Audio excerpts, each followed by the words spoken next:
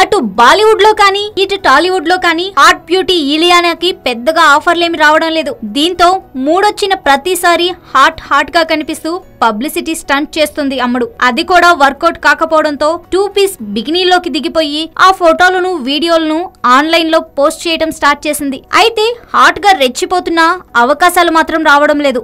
అందుకేనేమో అవి సరిపోవడం లేదని ఇప్పుడు ఇలియానా ఫుల్ న్యూడ్ గా దర్శనమిచ్చేసింది. ఈ మేరకు తాజాగా ఇలియానా తన ఇన్స్టాగ్రామ్ లో పోస్ట్ చేసిన పిక్ చూస్తే ఎవరికైనా గుండె జారాల్సిందే.